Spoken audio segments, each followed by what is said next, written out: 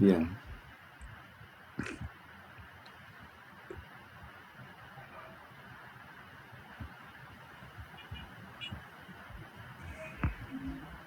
Bueno, ahora sí estamos.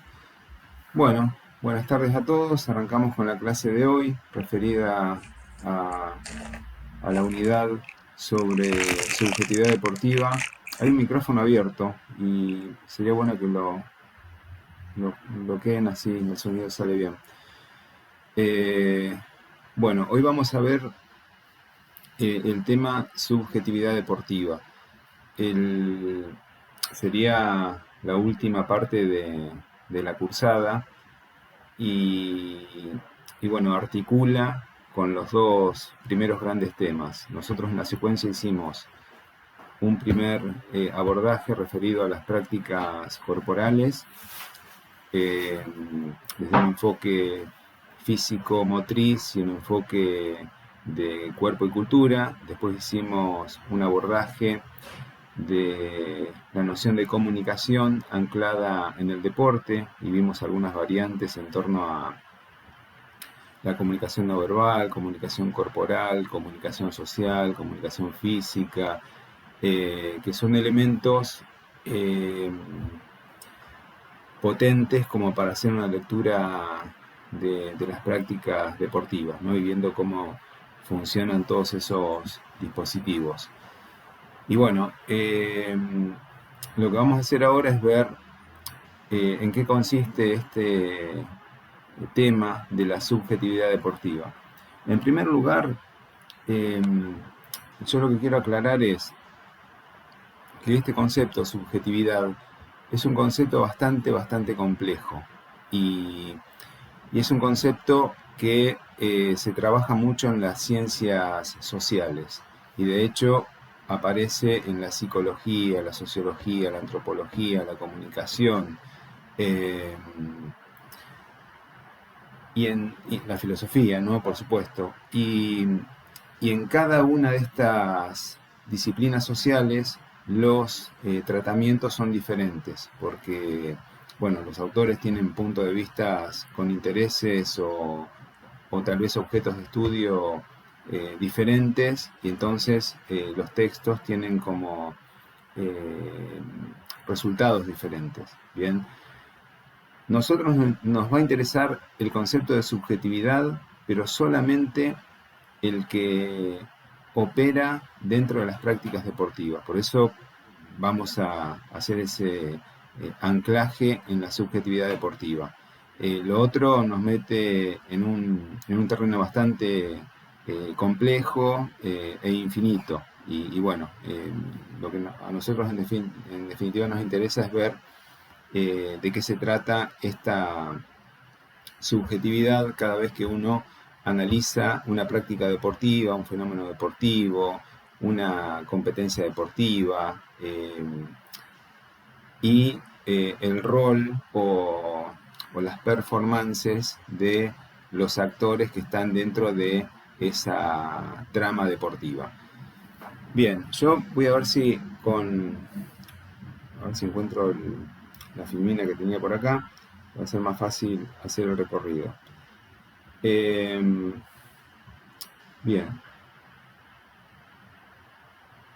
Este sería el título, subjetividad deportiva. Una primera cuestión que a mí me interesa es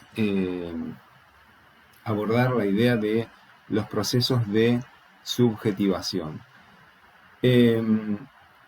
A ver, los procesos de subjetivación son instancias que tienen las personas, los sujetos, los jugadores, entrenadores, profesores, docentes, técnicos, que participan de una institución deportiva. Bien, entonces, a lo que quiero llegar en primer lugar es que una institución deportiva tiene para su funcionamiento una serie de sujetos y el sujeto es un sujeto sujetado, atado a la institución. Esto es, si uno es simpatizante de un club de fútbol o tiene un lazo afectivo con su club de barrio, eso es un vínculo del sujeto con la institución, ¿sí?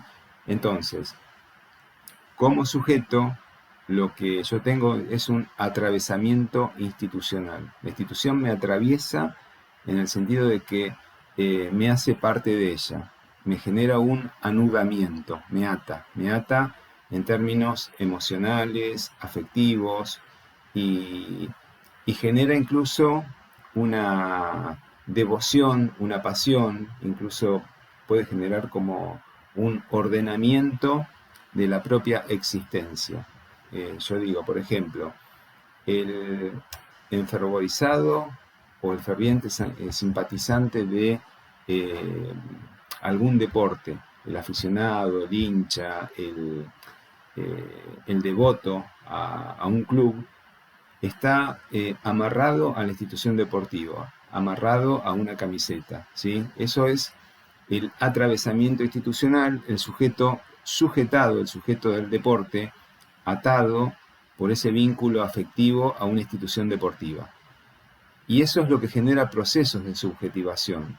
La subjetivación tiene que ver con cómo uno establece un vínculo que se renueva constantemente en base a los episodios de la vida deportiva que uno va experimentando. Entonces, supongamos, uno de chiquito fue a la cancha, de chiquito practicó artes marciales, de chiquito salió con el abuelo a nadar al mar. Todo ese tipo de instancias experimentales con el cuerpo establecen ciertos vínculos o ciertas conexiones con el cuerpo y el deporte. Y esos son procesos de subjetivación. Me voy subjetivando, me voy haciendo adepto a ciertas prácticas deportivas o a cierto compromiso del cuerpo en ciertas prácticas deportivas. Y es subjetivación porque me da, me cultiva, me abona mi subjetividad. Estoy hecho a imagen y semejanza de ese deporte, a imagen y semejanza de ese grupo de practicantes con los cuales comparto un espacio deportivo. Y ahí voy diseñando mi vocación deportiva, mi preferencia lúdica, mi pasión, mi enganche con cierta práctica que tiene el compromiso del cuerpo en forma constante. Palabras claves hasta acá. Hablamos de sujetos y el sujeto. Identifiquen el sujeto en la persona de un jugador, de un técnico, de un entrenador, de un presidente de liga. Son sujetos dentro de la institución, atravesados por la institución, atravesados por roles, funciones, determinados actuaciones que tiene que desempeñar en la trama deportiva. Y esos atravesamientos institucionales van a ser bastante dinámicos, cambiantes, y se van a ir actualizando en base a cómo en el curso de vida o la trayectoria de vida deportiva de la persona, uno se va reinventando o va cambiando de posición dentro del campo deportivo. A veces uno es un aprendiz, a veces uno pasa a ser docente, a veces uno pasa a ser periodista deportivo, árbitro, aficionado, simpatizante. Bueno, ese tipo de roles que uno va intercalando, e incluso a veces lo hace en forma simultánea, tiene que ver con los múltiples atravesamientos institucionales que el deporte va marcando en la subjetividad de la persona, ¿sí? Entonces,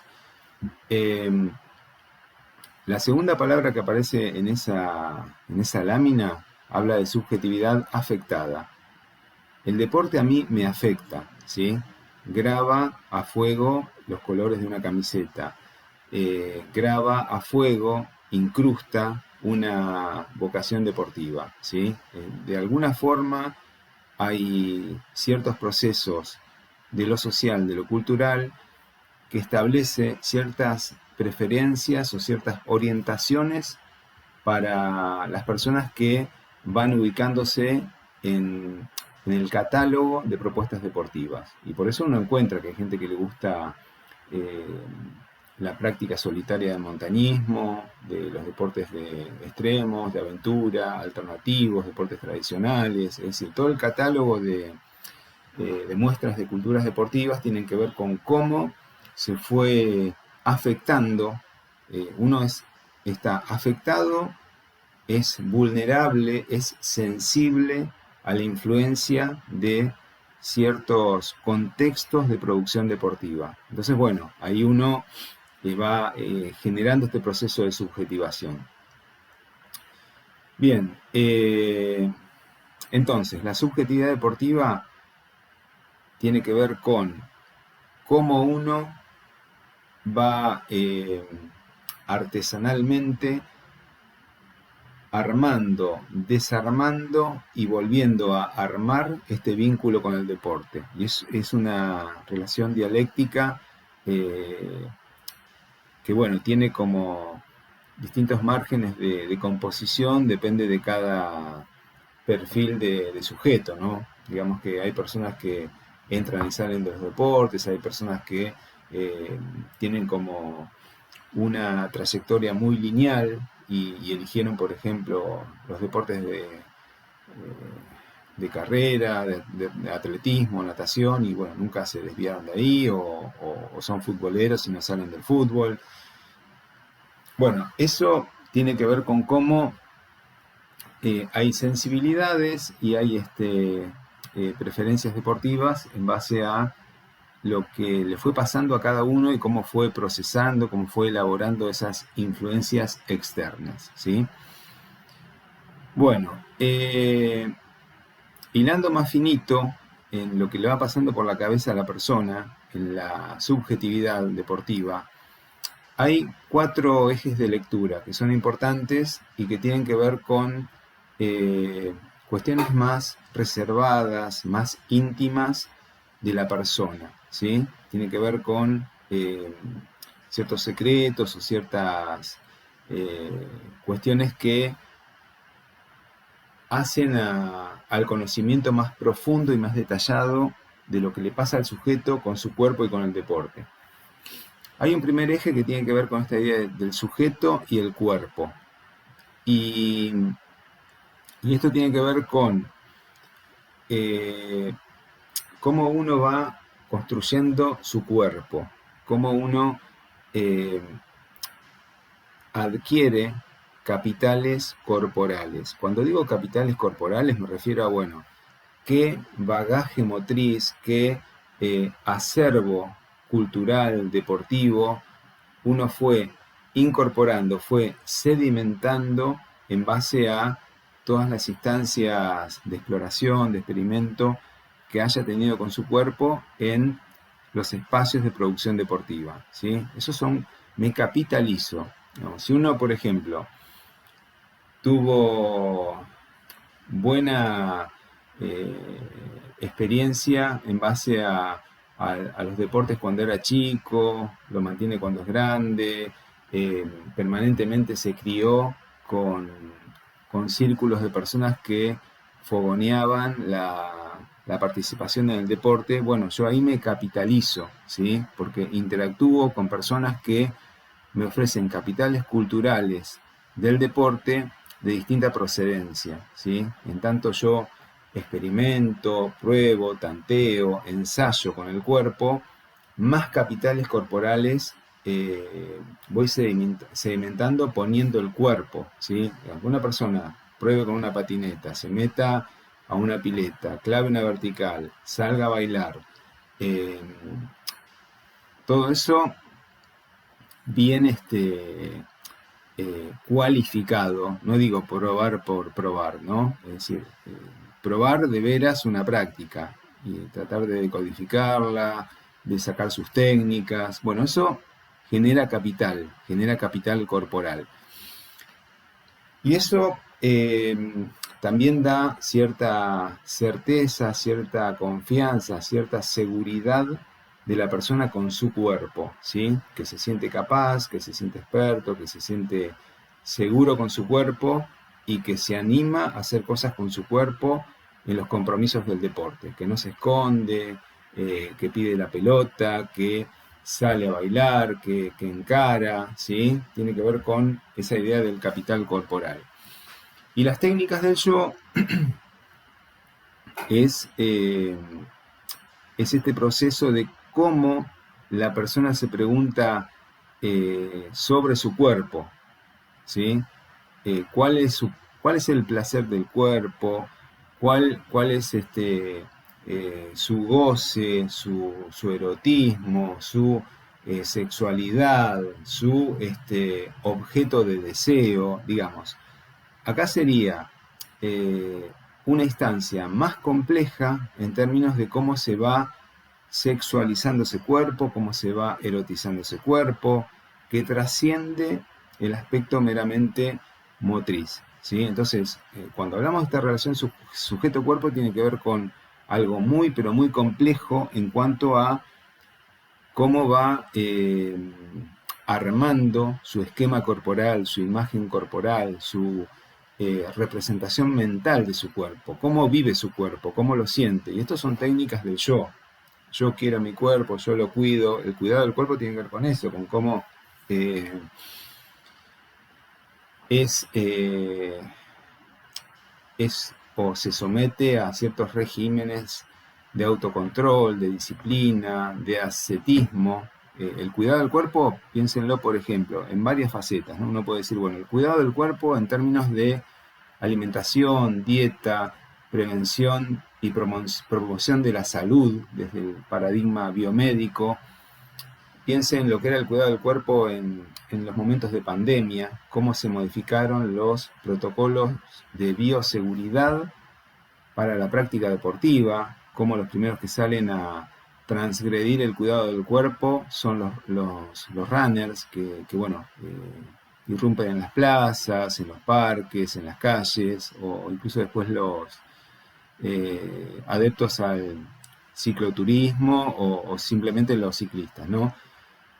Bueno, el cuidado del cuerpo tiene que ver con esto, con cómo uno lo cuida, cómo atiende la pulsión de su deseo, ¿sí? Cómo va estableciendo esas coordenadas de la identidad en términos de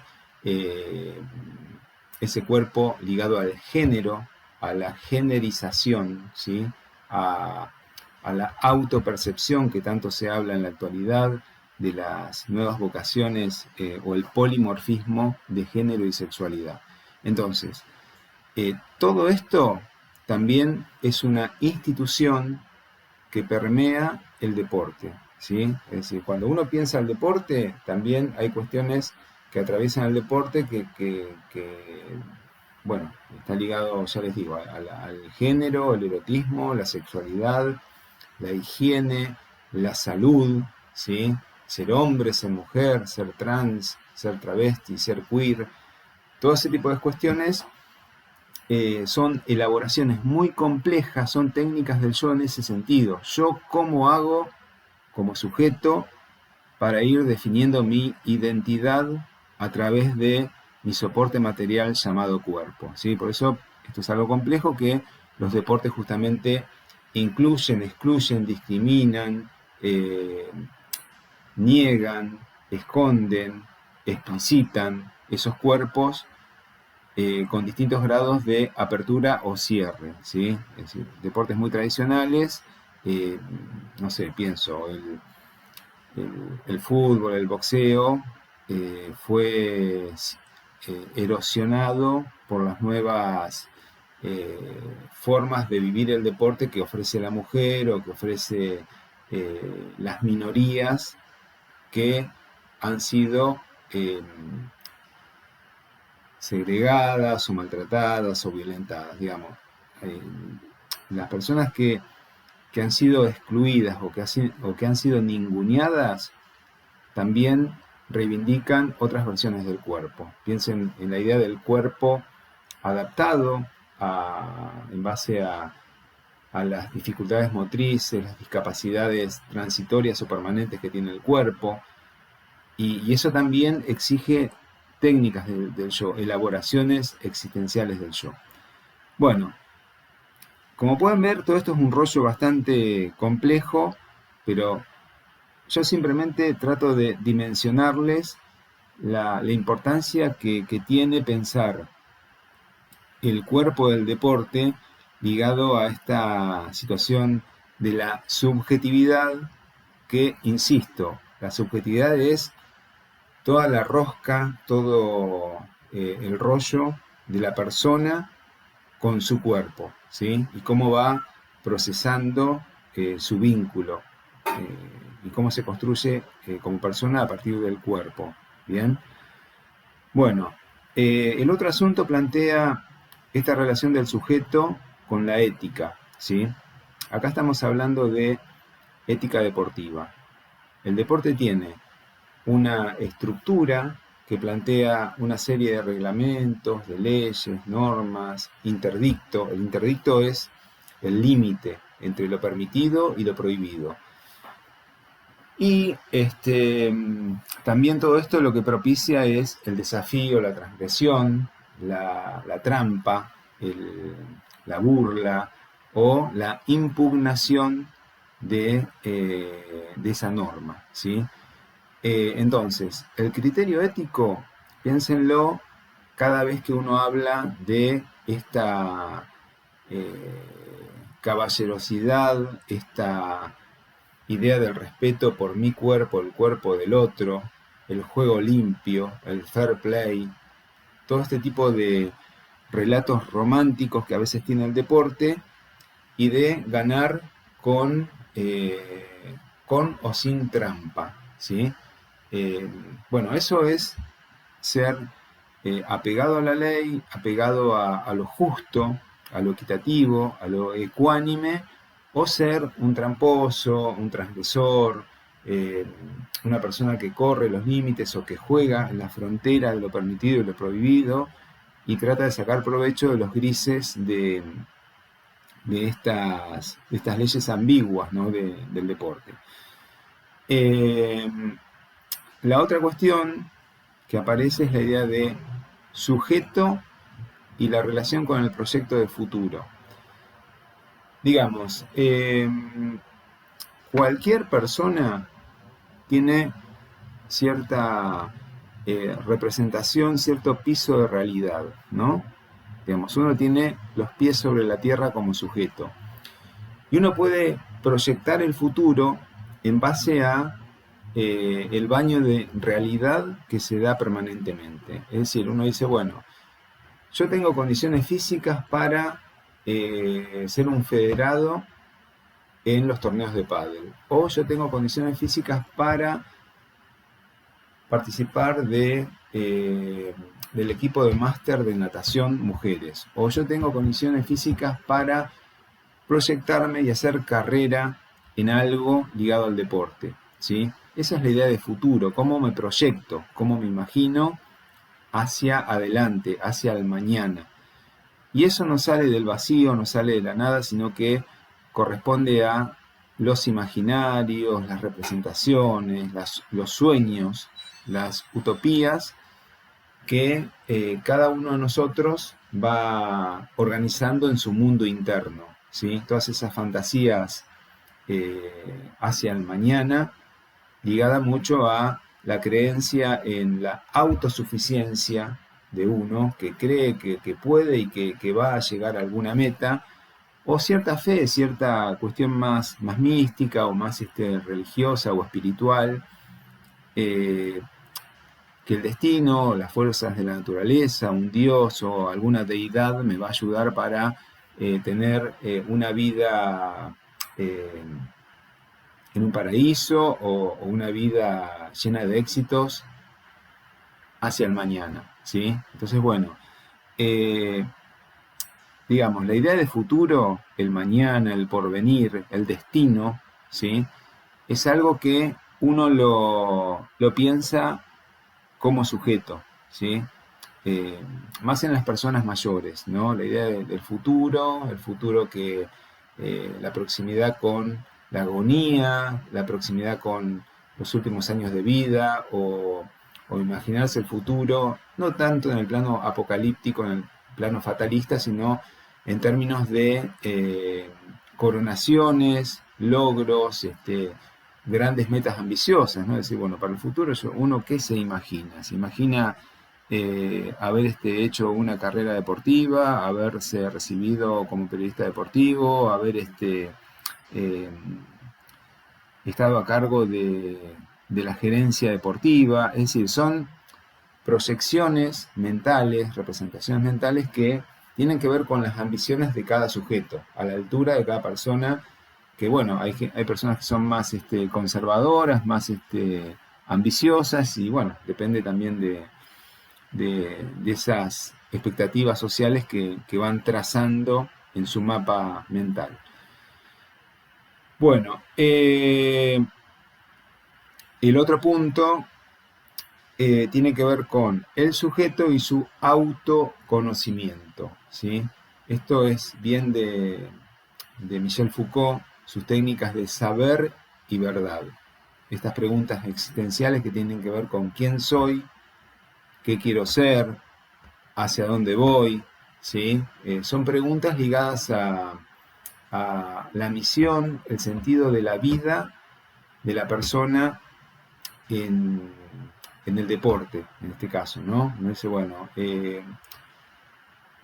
a veces uno escucha los relatos de jugadores, de jugadoras y jugadoras retiradas del ámbito de la alta competencia, y en realidad muchos dicen, bueno, yo la verdad no era bueno en un deporte, pero terminó siendo mi fuente de ingresos y no era lo que más me gustaba. Yo hoy detesto el fútbol, el boxeo, el tenis, el rugby, pero fue lo que me dio de comer y bueno, pude realizar mis deseos que tenían que ver con vivir en el campo o tener una familia o tener un buen pasar económico o darme gustos.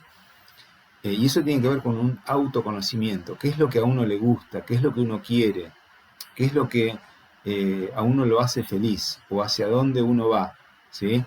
Eh, bueno, y eso tiene que ver con las preguntas filosóficas, ¿no? La filosofía del deporte. Eh, ¿qué quiero yo? ¿Qué expectativas tengo yo como sujeto al deporte?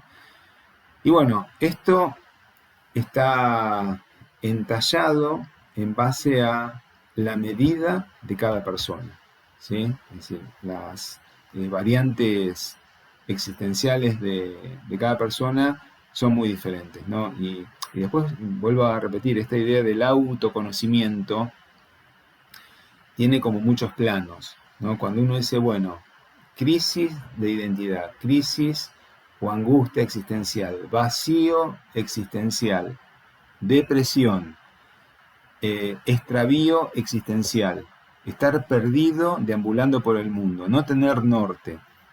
Bueno, en esos casos uno habla del sujeto y esa necesidad del autoconocimiento. ¿Quién soy? ¿Para qué estoy? ¿A dónde voy? ¿Sí? ¿Qué espero de la vida?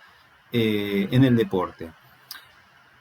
Y en un plano más técnico, habría también un autoconocimiento. Piensen en los casos de las personas que se redescubren en el yoga, en el tai chi, en la meditación, en alguna práctica deportiva del ostracismo, solitaria, de la montaña, del retiro espiritual, en donde el cuerpo es o establece, por ejemplo, una conexión con la naturaleza, ¿no? Hay gente que se encuentra o encuentra su lugar en el mundo con una tabla de surf en el mar, en un país extraño del Caribe, ¿sí? O las personas que encuentran su vocación deportiva en las prácticas deportivas alternativas, ¿sí? Y bueno, se reconoce, se registra, se halla o encontró su espacio, ¿sí? Bueno, cuando hablo del yoga me refiero a esta noción o este dominio del cuerpo o esta representación corporal, de un autoconocimiento de las sensaciones corporales de los músculos, los huesos, los órganos, las articulaciones, que me posibilitan anticiparme, por ejemplo, a, no sé, una indisposición corporal, un preinfarto, o tener conocimiento, autoconocimiento de la tensión, relajación muscular, de los movimientos, dominio del cuerpo, concentración del cuerpo, conciencia corporal. Bueno, todo eso es un plano de la subjetividad, ¿sí? Bien, ¿hasta acá me fueron siguiendo? ¿Me están escuchando? ¿O cómo vamos? Digo, para saber si se cortó el audio o estamos bien.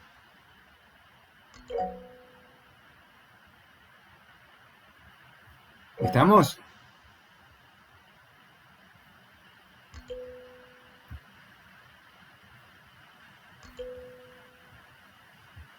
A ver.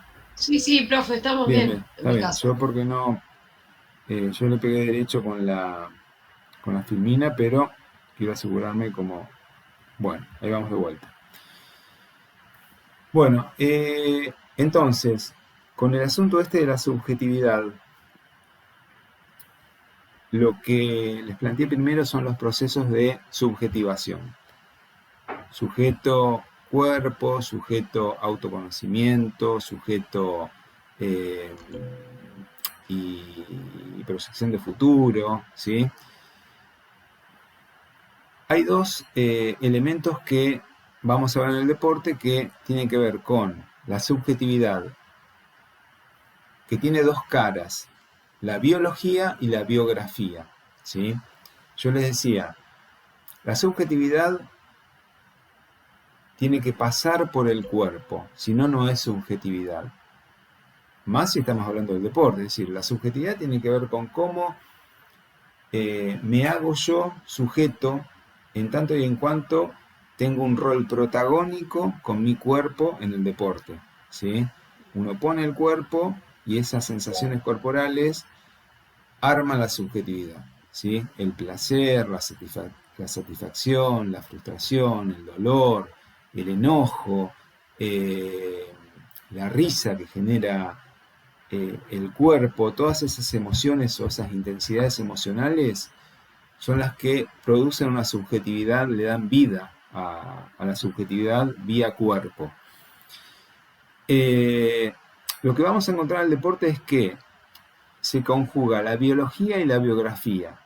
Lo biológico está ligado mucho o corresponde al enfoque genético, ¿sí? A la genética, a estas expresiones que atribuyen que el deporte o los deportistas de alto nivel, los expertos, tienen como una condición innata. El talento no se hace, sino que viene de fábrica. Y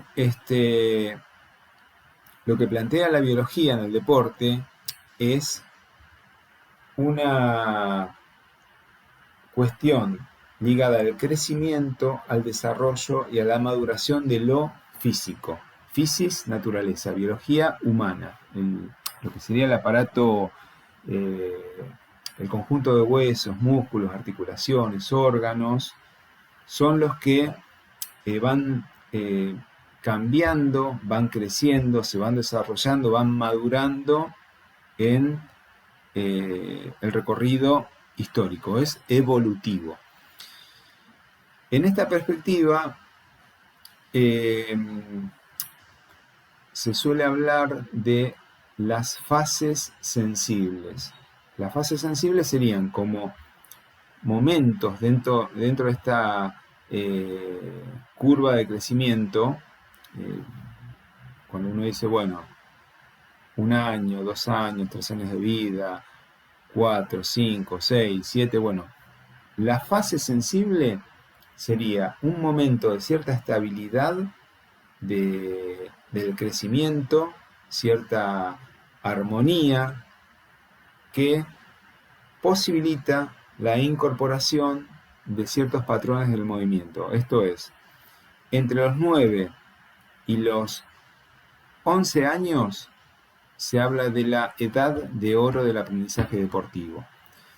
Porque hay cierta cuestión de estabilidad, de armonía en el crecimiento. No es que pegó un estirón, no es que está desbalanceado porque aparecen los caracteres sexuales secundarios en la mujer y bueno, se está reconociendo en un cuerpo nuevo, o los varones empiezan a tener más fuerza y no tienen control de una fuerza que aparece de golpe. No, estamos hablando de un momento entre los 9 y los 15 que está estable y que tiene elongación, flexibilidad, elasticidad muscular, resistencia aeróbica, coordinación, como más permeable a internalizar patrones del movimiento, técnicas generales del deporte. Por eso, como que dicen, bueno, a esa edad no se puede hipotecar, no se puede desaprovechar y hay que asegurarse de que en esa edad los niños y las niñas tengan como una experiencia variada y rica en instancias motores que le den como una caja de herramientas para desenvolverse en un futuro deportivo. Bueno, esta biología humana plantea estas edades cronológicas. Vuelvo a decir, el concepto de evolución deportiva o de progreso y este determinismo del ADN, ¿sí? El ADN de bueno, la fábrica, la raza, el biotipo de cuerpo que lo hace superior o lo hace mejor. Esto tiene mucho de darwinismo, tiene mucho de, incluso revisen lo que fue en los Juegos Olímpicos, esta idea de la superioridad de la raza, mostrándola o tratando de imponerla cada vez que en las competencias de los distintos deportes los continentes se enfrentaban y trataban de ver en el medallero quiénes eran los países con más resultados positivos. Bueno, todo esto tiene que ver con un debate bastante polémico en torno a cómo se contempla la biología humana. Y son relatos que a mí me parece atendibles en términos de que son residuales y recurrentes en el deporte actual, ¿no? Esta cuestión genetista del desarrollo, como decir, bueno, los que nacieron en Rosario son grandes deportistas, los que son de Mar del Plata es la cuna del deporte porque salieron grandes nadadores, o grandes surfistas, o ciclistas, o el Dibu Martínez. Bueno, eso es una opinión bastante frecuente, bastante apresurada, que uno suele escuchar incluso en los periodistas deportivos. Entonces son cuestiones que, bueno, los técnicos, entrenadores también del deporte, aparece este tipo de planteo. Hay algo ahí también que va a estar muy marcado, es este concepto de la gramática deportiva. La gramática deportiva es como la escuela. Vieron que tienen primero, segundo, tercero, cuarto, quinto grado. O uno dice, bueno, tengo cinturón blanco, cinturón celeste, naranja, marrón, negro, primer dan, segundo dan. Bueno, es una gramática de la escolarización deportiva. Y esto hace un pasaje del juego al deporte y hace una sucesión por estadios, por estaciones. Acá yo les marco como que estos trayectos de formación deportiva, desde esta contemplación de la biología humana, señala como un primer momento de los 0 a los 8 años perceptivo motor, ¿no? Primer momento que se estructura la percepción que se asimilan, patrones de motores. Lo que yo les decía, la edad de oro, de los 9 a los 13 años, algunos de los 9 a los 11, formación deportiva multilateral, un poco de cada cosa, un poco de agua, un poco de tierra, un poco de aire, un poco de combinación, ¿no? En la cuestión del laboratorio experimental de pruebas deportivas. Después, siguiendo la trayectoria, siguiendo la evolución en la formación básica de un deportista, hay una formación específica, ¿sí?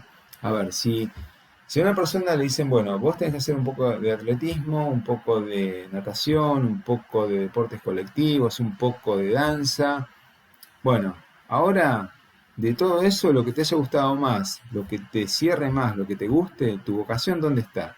Te especificás, te particularizás en algún deporte. De todo esto, bueno, me quedo con básquet, o me quedo con artes marciales, o me quedo con algún deporte alternativo. Se va especificando.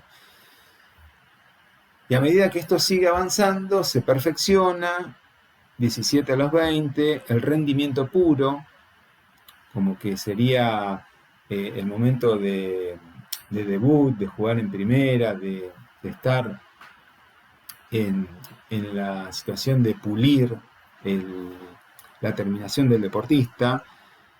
Y bueno, todo lo que sigue hacia adelante en cuanto a esa carrera ya encarrilada en un eje del deporte.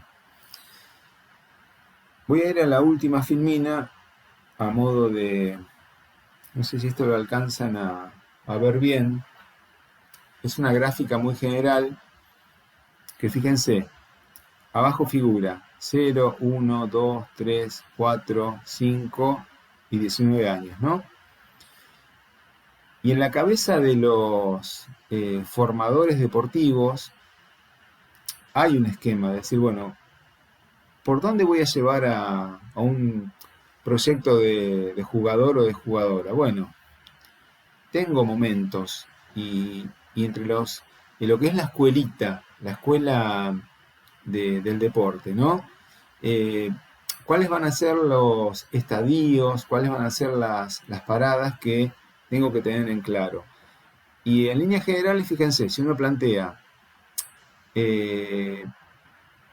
la formación perceptiva motora, formación deportiva multilateral, formación específica, perfeccionamiento deportivo específico, ahí se los voy marcando con el cursor a ver si llego, y rendimiento puro es todo lo que acabo de marcar al inicio.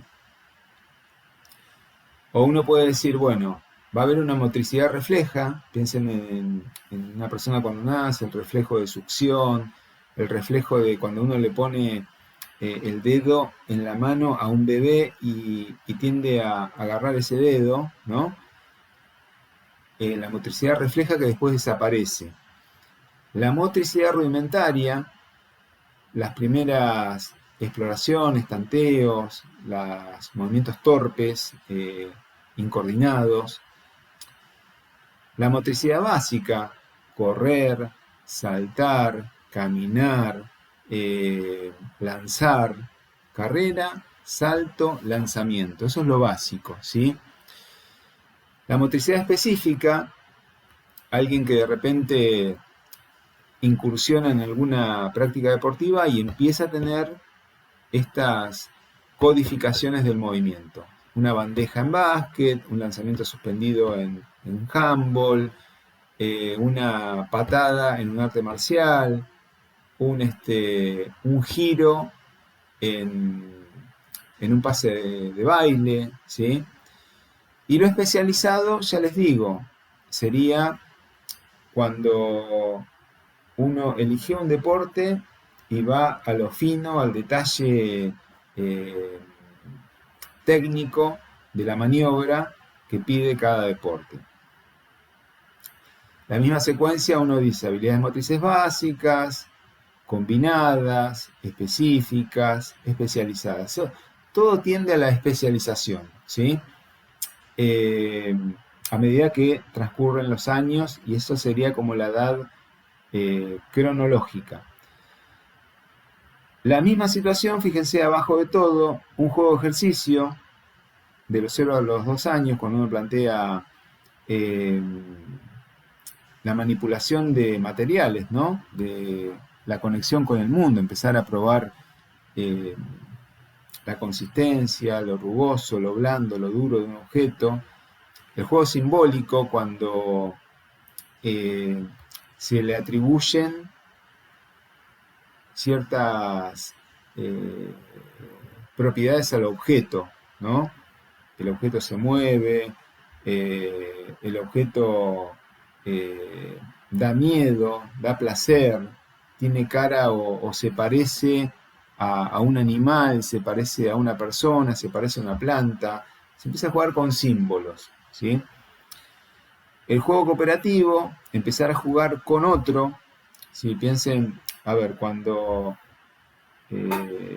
las personas juegan y corren todos atrás de la pelota y no dan 2 pases seguidos porque tienen la incapacidad de jugar con el otro, ¿sí? Entonces todos corren atrás de la pelota, lo tienen al lado, pero todavía no tienen esta visión periférica, no tienen esta salida del egocentrismo.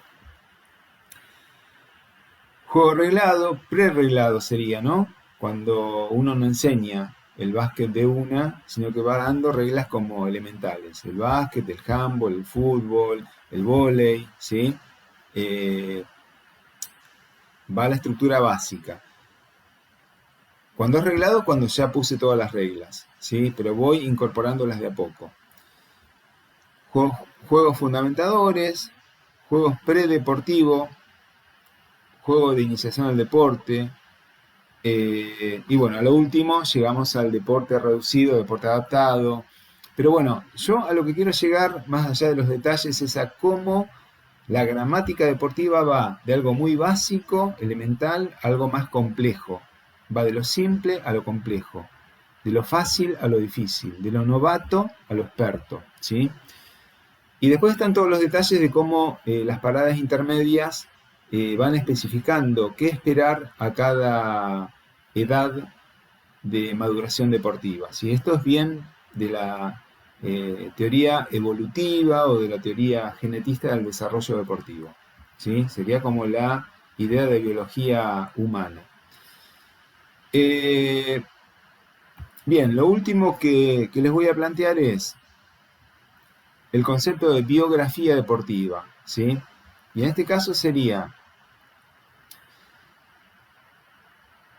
lo epigenético, ¿sí? Que trasciende a lo genético. A ver, una cosa es mi condición física como persona, mi capacidad de fuerza, mi talla, mi altura, mi color de piel,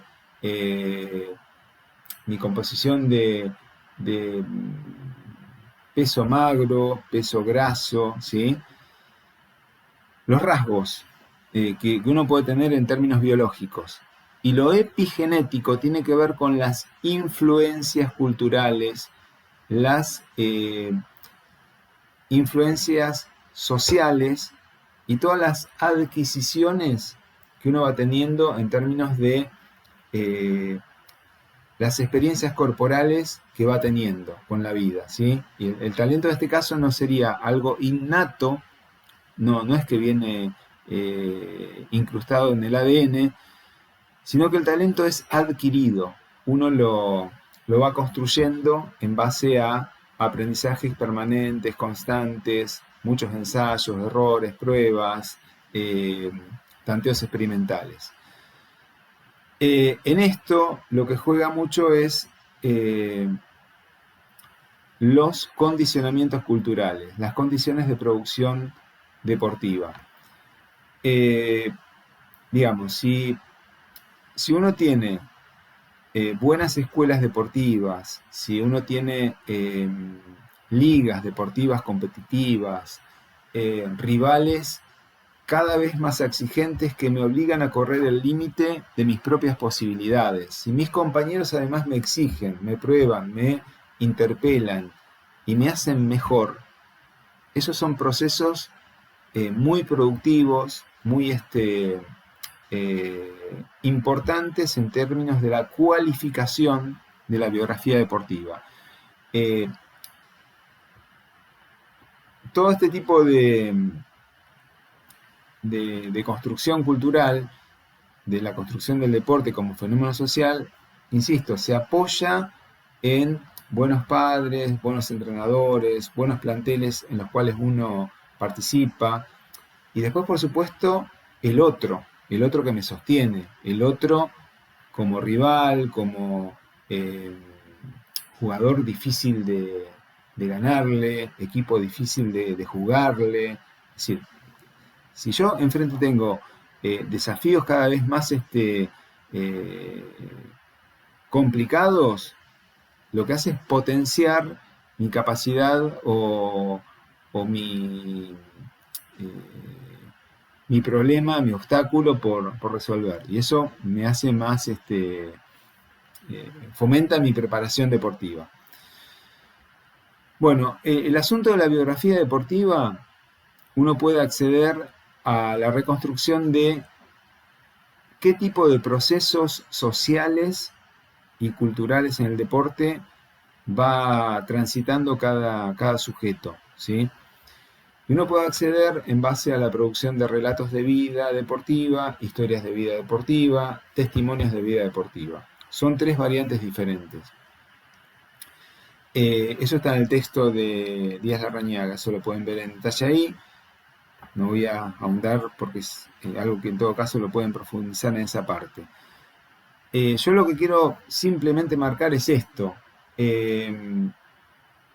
Hacer un relato de vida deportiva es contar anécdotas o episodios deportivos relevantes, ¿no? O uno dice, bueno, voy a hacer una reconstrucción de el trayecto de vida deportiva de un sujeto en edad infantil. O bueno, habla de relatos de vida deportiva sin salirse de ciertos momentos deportivos, ¿no? Las historias de vida deportiva es otra cosa, es la reconstrucción total de un sujeto en el deporte. Uno dice, bueno, la historia de vida deportiva de Nicolino Loche, Maradona, Alain Prost, Guillermo Vilas, Gabriela Sabatini. Bueno, uno reconstruye toda la complejidad de la trama deportiva ligada a otros elementos sociales que tienen que ver con vínculos, la coralidad del relato. El pariente, el amigo, la amiga, la novia, el novio, los grupos, las adicciones, las lesiones, es decir, toda la historia deportiva con lujo de detalles.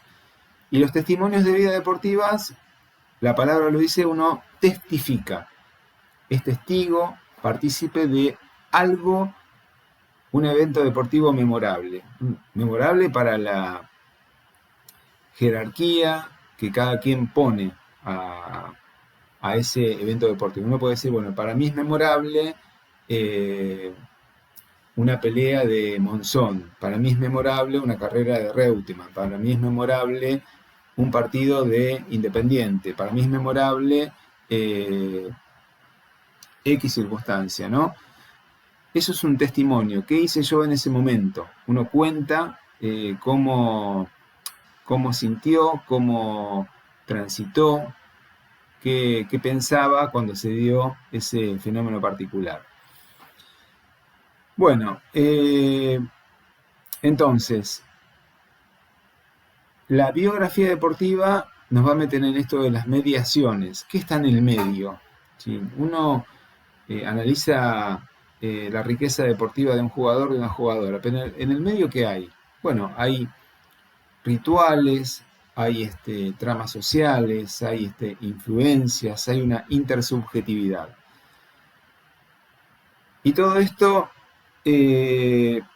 exige poner el acento o exige tener un registro de esos momentos fundantes o esos momentos relevantes en la vida de la persona, ¿sí?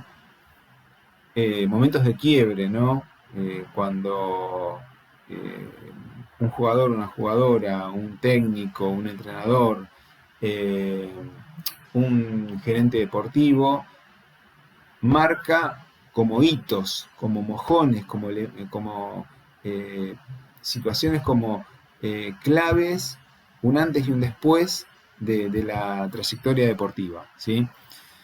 Y en base a eso uno lo que presta atención a ese anecdotario de vida social deportiva eh, que da sentido a la biografía.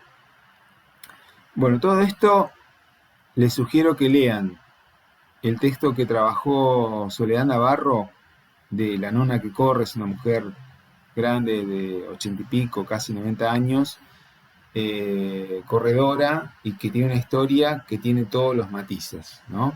Y cómo en esa relación de una mujer adulta mayor con la práctica de la carrera de alta montaña, se pueden ver anécdotas de vida de todo tipo, ¿sí?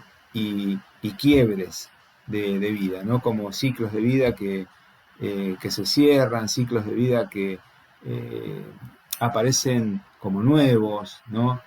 No sé, piensen ustedes los rituales de celebración cuando uno cumple 15 años, cuando alguien se gradúa, cuando alguien se recibe, cuando alguien va a ser mamá, va a ser papá, cuando uno... bueno, son rituales.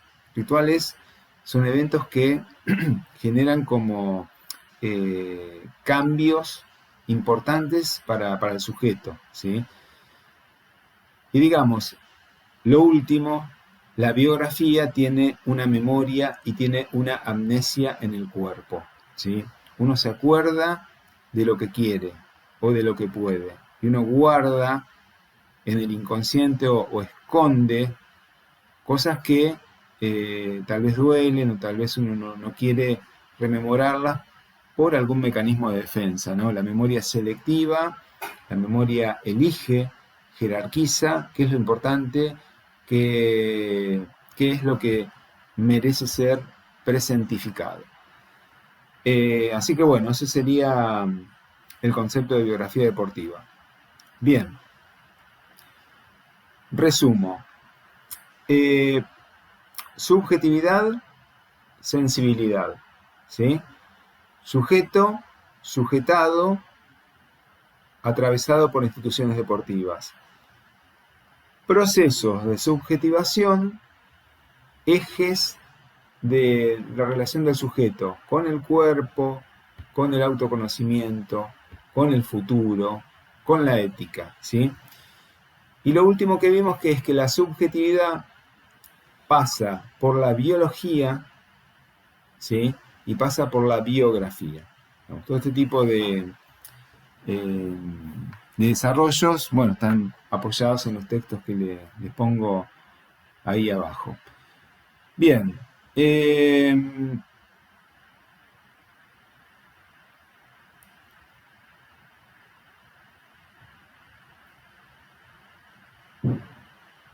La pantalla no la vieron. Bueno, se las pongo ahora.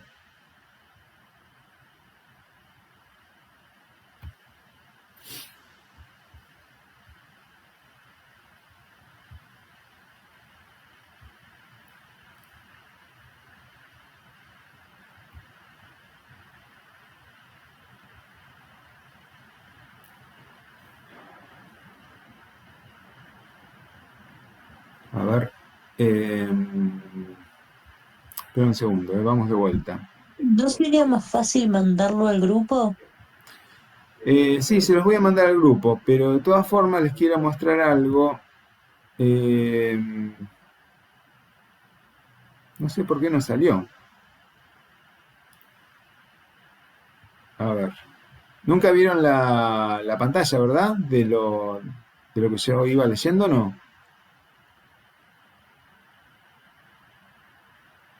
Bueno, a ver.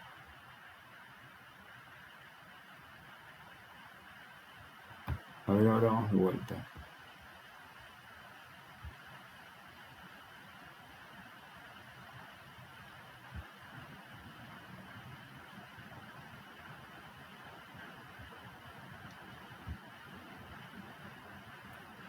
Un segundo, ¿eh?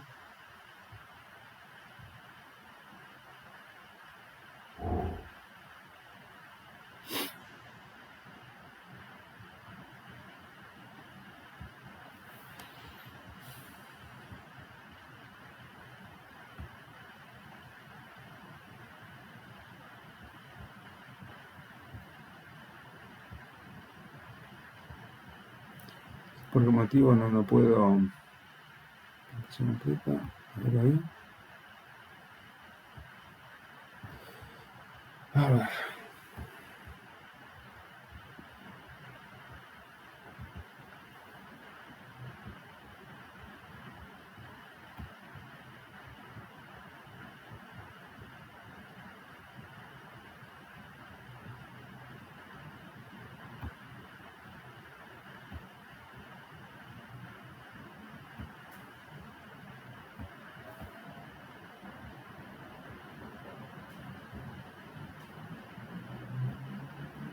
Bueno, no me deja,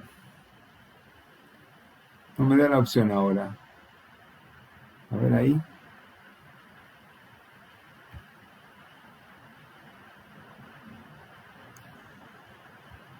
Bueno, yo les mando ¿cómo es? La página, ¿sí? Lo que estuve leyendo, ¿les parece?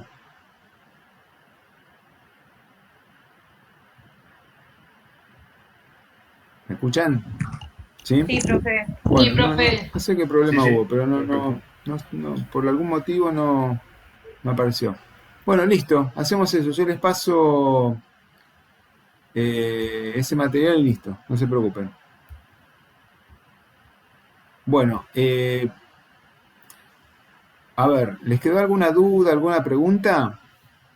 ¿Quieren preguntar algo?